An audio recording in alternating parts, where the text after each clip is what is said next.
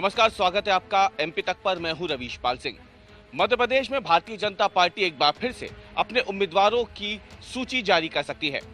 माना जा रहा है कि सोमवार को दिल्ली में जो बैठक हुई है मध्य प्रदेश भाजपा के नेताओं, मुख्यमंत्री शिवराज सिंह चौहान और केंद्रीय जो आलाकमान है भाजपा का, उनके बीच में, उस पर मध्य प्रदेश की 64 अन्य सीटों पर फिलहाल उम्मीदवारों के नामों पर चर्चा की गई है। करीब 3.5 घंटे तक ये बैठक भारतीय जनता पार्टी के राष्ट्रीय अध्यक्ष जेपी नड्डा के घर पर चली थी और इसके बाद जो खबरें निकल के आ रही है उसके मुताबिक भारतीय जनता पार्टी जल्द ही करीब 60 से ज्यादा सीटों पर अपने उम्मीदवारों की दूसरी सूची जारी कर सकती है। इससे पहले आपको बता दें कि भारतीय जनता पार्टी 39 सीटों पर उम्मीदवारों की पहली सूची पहले ही जारी कर चुकी है और समय से काफी पहले मध्य प्रदेश में अगर देखा जाए तो भारतीय जनता पार्टी ने सबसे पहले सूची जारी करके एक तरीके से सियासत में मध्य प्रदेश की सबको चौंका दिया था।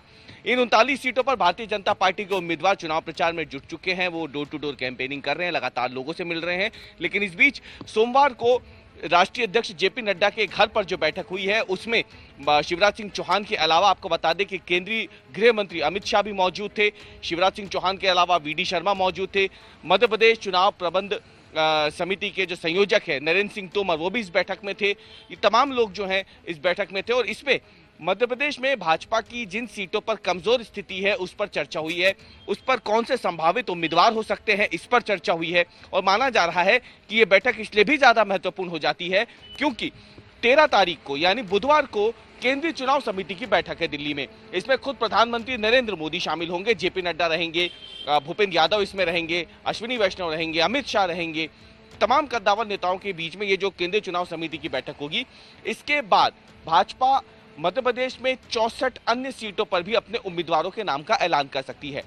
कुल मिलाकर देखा जाए तो भारतीय जनता पार्टी अगर इन 64 सीटों पर भी उम्मीदवारों के नाम का ऐलान कर देगी तो भाजपा काफी पहले मध्य प्रदेश की 100 से ज्यादा सीटों पर अपने उम्मीदवार उतार चुकी होगी और इससे भाजपा जो है एक तरीके से मनोवैज्ञानिक बढ़त लेने की कोशिश में है। भाजपा चाहती है कि जिन सीटों पर उसकी कमजोर स्थिति रही है या पिछले चुनाव में जिन सीटों पर उसे हार का मुंह देखना पड़ा है, कम से कम वहां पर समय से पहले उम्मीदवारों के नाम का ऐलान करके अगर किसी भी तरीके की बगावत होती है, एंटी इनकम्बेंसी होती है, तो उसे समय रहते ही काबू में किया जा सके। भाजपा की रणनीति इसलिए भी अगर देखा जाए तो मध्य प्रदेश की सियासत को थोड़ा चौंका देती है क्योंकि आमतौर पर भाजपा जो है अपने उम्मीदवारों की सूची जारी करती है चुनाव की तारीखों के ऐलान के बाद, लेकिन इस बार तारीखों के ऐलान से काफी पहले बीजेपी ने अपने उम्मीदवारों के नाम का ऐलान कर दिया है। अब ये जो बैठक हुई है जेपी नड्डा के घर पर, इसके बाद केंद्रीय चुनाव समिति की बैठक होगी। केंद्रीय चुनाव समिति की बैठक के बाद कभी भी भारतीय जनता पार्टी अपने उम्मीदवारों के नाम की दूसरी सूची जारी कर सकती है। प्रधानमंत्री नरेंद्र मोदी क्योंकि कार्यकर्ता महाकुंभ के लिए 25 तारीख को भोपाल आ रहे हैं, 14 तारीख को उन्हें बुंदेलखंड के बीना में आना है जहां पे वो रिफाइनरी के नई यूनिट का भूमि पूजन करेंगे।